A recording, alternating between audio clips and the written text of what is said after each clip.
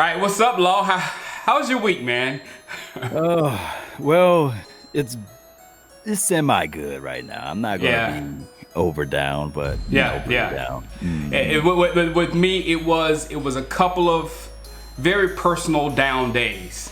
You know what I'm saying? It was like, it was strictly because how much I really like that player number 4. It's really and what he was given to it, and now the road back, all that stuff just like was all up in my head. But then after thinking, everybody's gonna be. I'm talking to everybody out there.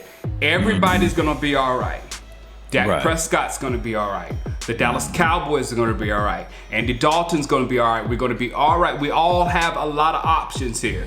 Let's just let it play out, because if there's a scenario where Andy Dalton can, do it for us, and Dak Prescott gets a huge contract to play with the Patriots or something, how does Dak Prescott not win or something like that? You know what I'm saying? But then if Danny Dalton can't do it and we can get Dak back here, which is the best case scenario in my opinion or whatever, then that can happen. So there's a lot of things. And then also Andy Dalton, if he can provide as a starter, and he can provide as a bridge to another younger quarterback with a lower salary, something that a lot of you guys are wanting. You express it in bad ways, but it's a lot of what y'all want, with a quarterback making a low salary, and you can work on all the teams, but the quarterback still being talented, like they got out here in the Chargers. So there's a lot of options here. I just had to get out of my emotions, man. I had to get out of my emotions. It's crazy because it gets us to feel this way. We have our love and adulation. We see the all-time numbers from Dak Prescott, and we were just already looking into the future, saying, "Oh, he's going to get better from here." That for that story never to play all the way out seems like a nightmare to us as fans, because we wanted this for Dak Prescott. Nevertheless, we are behind Andy Dalton, and 14. We will not fold because we are Cowboys fans. Before any of those guys exist, right? Exactly. So now we got coming up is the Arizona Cardinals. This is going to be a tough game. This is a tough first game for Andy Dalton, in my opinion. What do you think? Yeah, this is a tough game for him, and I think that he's still going to start off with his best foot forward, because this is a contract year for him too, so he got something to play for. Yeah, and then also it's the points that's going to be scored in this game. We're not going to be able to stop them, in my opinion. We're not going to be able to stop Kyler Murray. I see Kyler Murray like doing that thing to where the quarterback like just can't stop running and just like gets 100 and some yards on us and all that kind of stuff. I can clearly see Kyler Murray doing that nonsense all over us. So it's gonna be a tough football game for us, for Andy to keep up with them and keep up the points with them and things of that sort. Yeah, and Shango, you know about this guy way before all of us. You've seen it when he was little. DeAndre Hopkins, man. Yeah. When we get on that point, I just really want you to tell everybody what we need to look for out of him, because I know you know him. Well, let's transition on. Let's transition on to the top 5, and just for that, I'll go to Arizona first. Yeah, okay. Hold on, that's the wrong one. Hold on, I got Cards 5. Hold on. Graphics blunder, but we got it fixed quickly. Oh wait, no, it's gotta build up. So Hopkins, that trade to them with Kyler Murray, they've just basically offensively turned into what the Houston Texans was. That a very mobile quarterback that can get out of the pocket, buy time, wait for Hop, and throw it in his direction. And once you throw it in his direction, he can go up and grab the ball all over. Right. So the guy I got in the middle though is what I was talking about. Is first is he's the one that Law. I don't think we're going to be able to touch him. I don't think we're going to be able to get near him. I mean, it's tough enough. I mean, hopefully D-Law, good job last week. Hopefully D-Law can start something with them, but he's going to get out the pocket, he's going to move and stop, and then move again and stop and move. That's it. That's his thing. And then when he can't move and stop no more, he'll go downfield in a straight line too. He's that kind of runner. So he's very scary to a defense like us because, as you know, and I'm talking to a football person, you know, when he goes back to pass, there will be lanes. Because everybody is going to be struggling, trying to make sure they got their guy and they don't give up so many yards because there's so many bad. There's going to be so many lanes for him to take advantage of running that football down. So, he's going to be the major problem. And then on top of that, you got, again, Hopkins, someone that you cannot cover. Right. And when you think about Kyler Murray, I just think of Emmitt Smith if he had the ability to throw the ball because he's so small, right? And he's not going to take those big hits. You would think that, hey, this guy's going to get creamed or what have you. He knows how to slide. He knows how to get out of bounds. And there's only a selective few quarterbacks that knows how to get out of the way, like the Lamar Jacksons of the world. They don't get these big hits. And a lot of people would think that, hey, he's a running quarterback. He's not going to have a long shelf life. No, this kid is cerebral. You know, he's looking to attack. He's looking to attack with his arm. First, he's looking to decipher the play and figure it out. Then he's looking to attack with his arm. And if he don't have it, he instantly runs right at you. It's no scramble. It's an attack run. It's dangerous. Exactly. All right, with those two guys on offense, then you got someone who's been running his mouth this week. He's been talking junk about Andy Dalton, man. Patrick Peterson, did you hear that? No, man, fill me in. Man, Pat Pete said that their strategy is to leave it all on Andy Dalton. Shut down Zeke and leave it all on Andy. Well, it's kind of a good strategy, but still, he's talking trash, man. That's good old school stuff right there for good old Patrick Peterson. For him to say that, I don't know if we can use it as fighting words, but we do. It's logic. Yeah, it's logic, but we do have the best wide receiving core in the NFL. I just believe that you can call it, hey, Law, you just filled with homerism with this, but I just think that our wide receiving core is one of the best. We got the best running back in the league. So I'm thinking that, Patrick Peterson, he's going to have his hands full. Matter of fact, put the young phenom on him. Put CD Lamb on him, do something like that. And Michael Gallup, I think that they are on the same wavelength with Andy Dalton. But I believe, going back to DeAndre Hopkins on the opposite side of this thing, who are we going to put on him? Because is it Diggs? Is it Anthony Get Down Brown? Diggs. Is it Daryl Worley? If somebody gonna get burnt, let somebody learn and get burnt. Maybe Diggs can learn from it. We don't need to put Worley on him. You know what I'm saying? Worley's not our future. Put Diggs on him and let Diggs learn from all that kind of stuff. So you got Peterson, then Budda Baker, who's very good at this. You see why they let Honey Badger just go when he came into that fold. They saw it instantly what he does to that secondary. So you got him. I can't remember who's on the other side of Pat Pete right now. It's leaving my mind, but they have another capable corner on Pat Pete, and then Isaiah Simmons, my guy from Clemson. A lot of Clemson guys out there. My guy from Clemson, which I mean, right now they're okay, but they're going to form into one of these a real good secondary down there in Arizona. It's going to be a good test for our three. A real good test. Yeah, and this Budda Baker, man, if you want somebody that can play the deeper thirds, who can also come down and crack and got all of the range that you want to love to see, that's Budda Baker. I mean, you gonna have to really pass accurately. You can't just have the ball batted in the air and these sorts of things because he's a playmaker. They gave him all of that money for a reason. And Kenyon Drake over there, oh my goodness, all he did was probably look at the first few weeks of the Cowboys tape against the run. He said, hey, coach, put me in.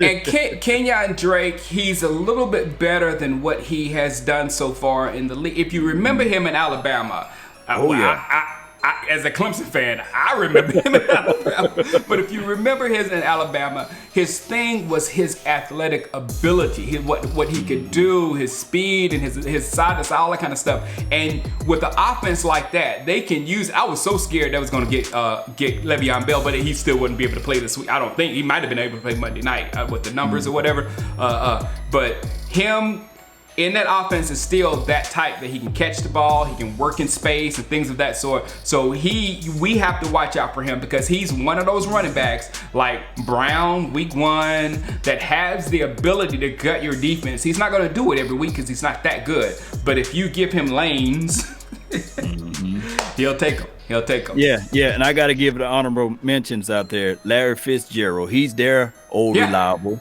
Oh yeah, and we can't sleep on Isabella and as well as Andy Christian Isabella, Kirk. Speed. Yeah, Christian Kirk. Yeah, like I said, their offensive weaponry is right there on par with ours. I can't say that anybody because Hopkins is probably the best receiver of all the whole of the whole crew. So their offensive firepower is there with us. So it's gonna be some popcorn eating and having fun on Sunday night, watching some touchdowns in the end zone. Hopefully, Andy. That's why I said the pressure is on Mr. Guy in Andy. The guy in the middle of Z. Yeah. The guy in the middle of Z. Okay, because this is funny because when Tony Romo took over, I think I touched on it in my video this week. When Tony Romo was supplanted by Dak, the reason why Dak came in and steadied the ship, he was nowhere near the quarterback that Tony Romo was at that time. Nowhere near it, but he still got us in the playoffs, and it wasn't because he was better. It was because we changed the way we played. We rested our defense. We ran our running back. We did play action. It was a different style. But somehow the Dallas Cowboys have morphed right back into Tony Romo land and turned Dak Prescott into Tony Romo, and now playing the role of the young Dak Prescott will be Andy Dalton. So Andy Dalton, we can change everything. We can run through Z. We can let our defense sit on the bench, and maybe we can get something out of this and figure out a good formula, because then if we can get Dak back and plug Dak into what Andy Dalton was doing and let Dak do what Andy Dalton was doing, he can do it 10 times better.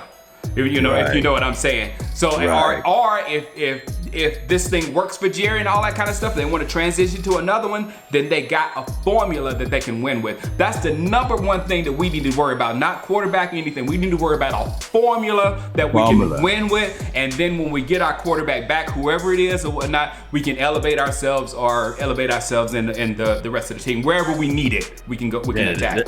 That's a beautiful canvas that you just painted for us all. You remember this picture that was going around? It was a meme of all of the Cowboys players between that Tony Romo era. You see DeMarco Murray, you would see Tony Romo, Dez Bryant, and they would fade to, I guess, black and white. They was all sitting in the locker room together.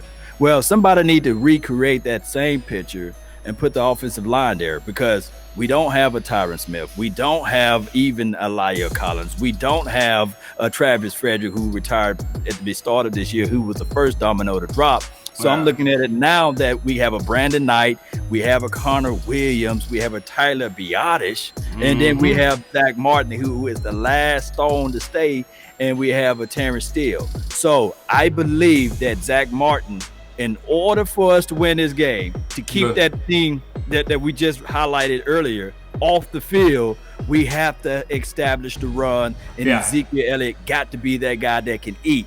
Now, with Andy Dalton, the greatest news of this would be that he is a veteran, right? Yeah, so she should be able to step in and play with confidence. Yeah, I'm telling you, I hate to be a Debbie Downer here, but I'm telling you what I see. Now, there's a huge difference, what you just brought up, with all the talent we got. We got them receivers, they got them receivers. We got a quarterback that can throw, they got a quarterback that can throw. It looks exciting. The one caveat that you just brought up is Kyler Murray is going to have all day to throw the football. Andy Dalton is not, and that's going to be a big caveat. And if you remember back during the Tony Romo days, when he didn't have blocking, they would blitz and force that ball out of Tony Romo's decisions and the ball out of Tony Romo's hands fast, because they knew Tony Romo could evade, but he couldn't run. He could evade the sack and get the ball off, but he couldn't take off and run it. And that's what they know about Andy Dalton. If they can get in there and make him make that decision quick and get that ball out of his hands fast, that's my fear of what they're going to, and kind of bottleneck the offense. That's my fear of what defenses can do to this offense coming up. Yes, indeed. And I'm glad that you got those other 3 pitchers on this picture right here. Yep, they got to work. They got to work. They got to work. They got to work. No defense is on here this week because I don't expect nothing out of you. Nothing.